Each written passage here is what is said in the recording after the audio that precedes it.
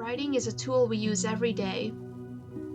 We set reminders, send texts, write papers for class, and some of us even write in a diary or journal. However, we underestimate the power of writing.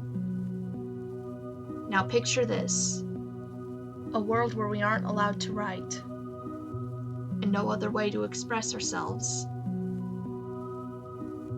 What would you do? Do you think you would lose your mind? To what extent do we feel like we can no longer contain our thoughts and feelings, and we must write or share them? Firstly, we often use writing as a creative outlet. We write whatever we want, however we want, and everyone's works are all unique. Take the author of Writing Therapy, for example.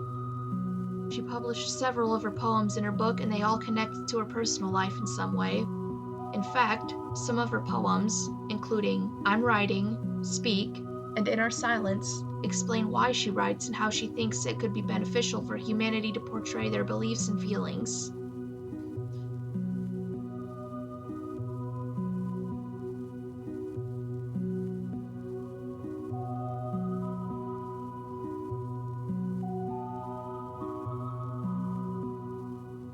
In a sense, she is correct.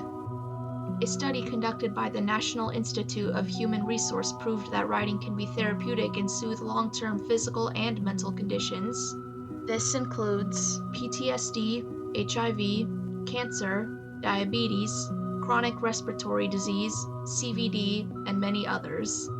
Patients in the control group were required to write about their conditions by stating the obvious facts with as little detail as possible, while the others were given the same prompt but had the freedom to write with as much emotion and creativity as they pleased.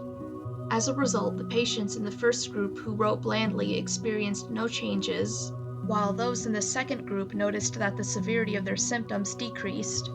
This is because the limbic system is linked to the cerebral cortex, the brainstem, and the pituitary gland, which all have connections to our conscious awareness and our emotional states, and even our immune systems. When asked how helpful the study was, one participant answered, "Yes, it had helped me see how well I am doing. Yes, it reduced some stress. And yes, I got to write about what I was feeling so I got it out and feel better afterwards, not right after, but after."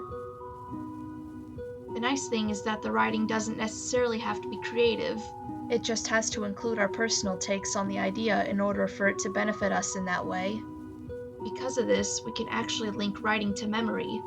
In Johnson, Writing and Memory, Greg Klingham mentions, though essential to personal identity, memory is generated within a repetitive structure of mind, for which the mind writing on itself is a simile, and which means that such ideas are actually nowhere.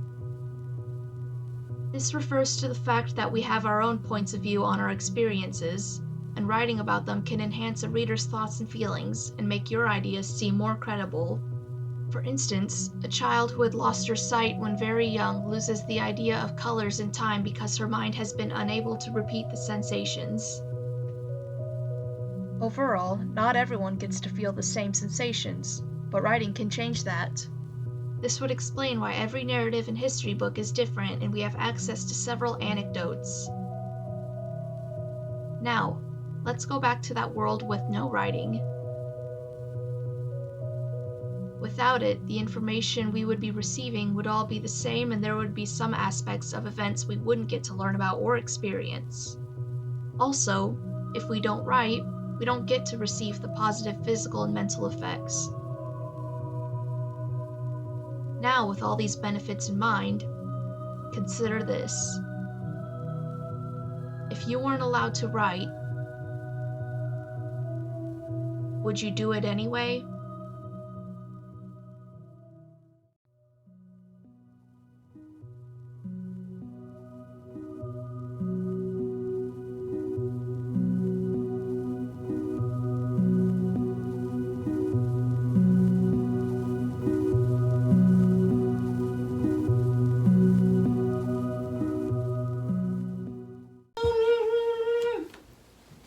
And pleasure reading to you.